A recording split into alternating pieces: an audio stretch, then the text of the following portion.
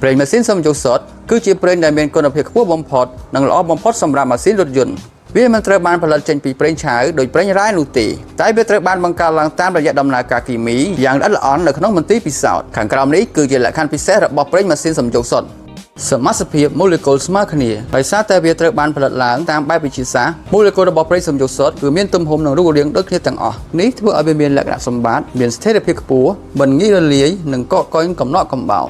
ការការពារល្អឥតខ្ចោះប្រេងប្រភេទនេះផ្ដល់ការរំអិលបានល្អជាងគេជួយកាត់បន្ថយការកកិតនិងការការពារសក្តិរិលរបស់ម៉ាស៊ីនបានយ៉ាងមានប្រសិទ្ធភាពជាពិសេសសម្រាប់ម៉ាស៊ីនដែលមានសមត្ថភាពខ្ពស់ដំណើរការក្នុងសីតុណ្ហភាពខ្លាំងប្រេងសំយោគសុទ្ធដំណើរការបានល្អបំផុតនៅក្នុងសីតុណ្ហភាពក្តៅខ្លាំងនិងត្រជាក់ខ្លាំងវាមិនងាយឡើងខាប់នៅពេលត្រជាក់ដែលជួយសម្រួលដល់ការបញ្ឆេះនិងការពារម៉ាស៊ីនដែលចាប់ផ្ដើមដំបូង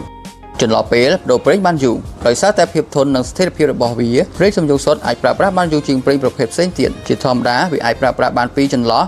16,000 ទៅ 24,000 គីឡូម៉ែត្រឬក៏ច្រើនជាងនេះសរុបមកប្រេងម៉ាស៊ីនសំយោគសុទ្ធជាជម្រើសដ៏ល្អបំផុតសម្រាប់រថយន្តស៊េរីទំនើបនិងម៉ាស៊ីនដែលមានសមត្ថភាពខ្ពស់តែត្រូវការការពារកម្រិតកំពូលការចំណាយច្រើននៅពេលដូរប្រេងម្ដងអ្នកនឹងទទួលបានអត្ថប្រយោជន៍ជាច្រើនដូចជាការពន្យាអាយុម៉ាស៊ីននិងការប្តូរប្រេងតិចដងលោកអ្នកអាចអញ្ជើញមកទទួលសេវាកម្មប្តូរប្រេងម៉ាស៊ីននៅគ្រប់សាខាទាំងអស់របស់ Namaste សូមអរគុណជួបគ្នានៅវីដេអូក្រោយទៀត